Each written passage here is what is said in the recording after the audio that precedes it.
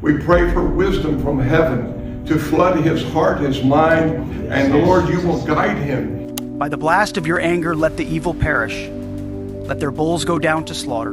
Lui, che si offre come una carezza per l'umanità, mentre altri impugnano spade e bastoni. Perseteruan terbuka antara Gedung Putih dan Tata Suci Vatikan telah mencapai titik nadir yang belum pernah terlihat dalam sejarah modern.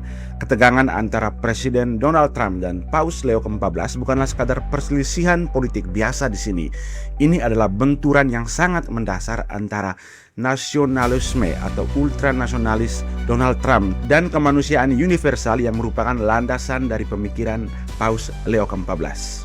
Teman-teman, perselisihan ini tidak terjadi dalam semalam, melainkan merupakan akumulasi dari ketegangan selama pecahnya konflik di Timur Tengah. Perselisihan ini dimulai pada Januari 2026 ketika saat itu Paus Leo menolak secara tegas untuk bergabung ke dalam Board of Peace bentukannya Donald Trump. Sikap Paus sangat jelas di sini. Paus Leo menolak secara halus namun tegas. Ia menyatakan bahwa Tata Suci Vatikan tidak bisa bergabung ke dalam lembaga yang struktur dan tujuannya dibentuk secara sepihak oleh satu kekuatan militer saja.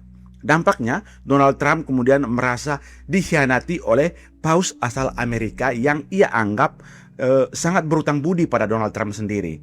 Inilah benih narasi bahwa Leo ke-14 adalah politikus kiri radikal yang disampaikan oleh Donald Trump. Lalu perselisihan itu berlanjut sampai dengan Februari 2026. Kala itu eskalasi di Iran itu sudah mulai meningkat, teman-teman. Ketegangan di Iran berubah menjadi konflik yang sangat terbuka antara Amerika, Israel versus Iran itu sendiri. Trump kemudian meluncurkan doktrin serangan dini dengan alasan keamanan nasional dan kepentingan Amerika Serikat. Tapi di sini posisi Paus sangat jelas. Paus menegaskan bahwa keamanan satu bangsa tidak boleh dibangun di atas abu atau perang peradaban terhadap bangsa lain.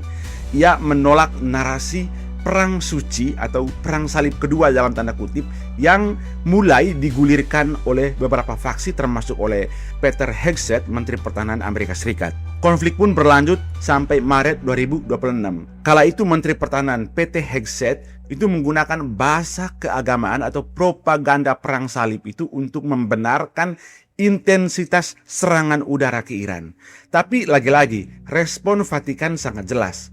Tanpa menyebut nama dalam hal ini adalah PT Hegseth, dalam khotbah Minggu Palma, Paus memperingatkan bahwa Yesus tidak pernah mendengarkan doa dari orang-orang yang memegang pedang dan senjata demi ambisi kekuasaan. Ini secara luas ditafsirkan sebagai teguran keras bagi Pentagon. Lalu kita masuk ke 5 April 2026. Di sana waktu itu ada ancaman pemusnahan peradaban yang dilakukan oleh Trump. Trump dalam rapat umum di Texas mengancam akan menghancurkan situs-situs strategis yang menjadi jantung peradaban Iran jika gencatan senjata tidak segera ditandatangani bersama Amerika Serikat.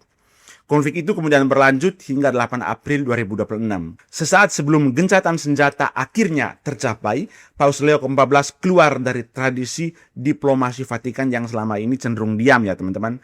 Di depan jurnalis ia menyebutkan bahwa ancaman penghancuran peradaban yang dilakukan oleh Amerika Serikat sebagai tindakan yang benar-benar tidak dapat diterima dan tidak dapat dibenarkan. I have no fear of neither the Trump administration nor speaking out loudly about the message of the gospel. And that's what I believe. And I am called to do what the church is called to do. We're not politicians. We're not looking to make foreign policy, as he calls it, with the same perspective that he might understand it. But I do believe that the message of the gospel, blessed are the peacemakers, is a message that the world needs to hear today. Saat itu Paus menyerukan agar umat Katolik dan pemimpin politik dunia untuk mengabaikan perintah yang melanggar hukum kemanusiaan dan hukum Tuhan itu sendiri. Lalu konflik berlanjut hingga 12 April 2026. Trump kemudian merilis serangkaian tulisan yang menyerang karakter atau pribadinya Paus. Ia menyebutkan bahwa Paus itu lemah terhadap kejahatan dan memuji sekaligus mengadu domba antara Paus dan saudaranya yang bernama Louis yang tinggal di Amerika. Trump mengklaim bahwa pengangkatan Leo ke-14 hanyalah strategi gereja untuk berurusan dengan dirinya. Pada saat itu Trump melakukan pernyataan yang bersifat adu domba antara Paus dan adiknya yang bernama Louis itu. Karena dia menyatakan bahwa Louis itu adalah pendukung setia dari Donald Trump. Dalam konflik ini, posisi Donald Trump itu berakar pada doktrin American First. Baginya, Paus Leo ke-14 dianggap sebagai penghambat kepentingan nasional Amerika Serikat. Trump melihat keterlibatan Paus dalam isu Iran dan Venezuela sebagai campur tangan politik kiri radikal. Klaimnya bahwa ia lebih menyukai Louis, ya seperti yang saya ceritakan tadi, Louis itu saudara dari Paus yang dianggap sepenuhnya Make American Great Again, menunjukkan bahwa Trump menginginkan otoritas moral yang tunduk pada agenda politiknya. Trump sangat membenci orang-orang yang mengoreksi atau terkesan menghambati misinya tersebut. Termasuk dalam hal ini adalah Paus Leo ke-14. Itulah posisi dari Donald Trump. Sementara posisi dari Paus Leo ke-14, Paus itu berdiri di atas landasan martabat manusia, tanpa melihat apa agamanya, suku, ras, dan golongannya. Posisi Paus sangat jelas, yakni Paus tidak membela Iran karena agama mayoritasnya, melainkan karena hak hidup warga sipilnya.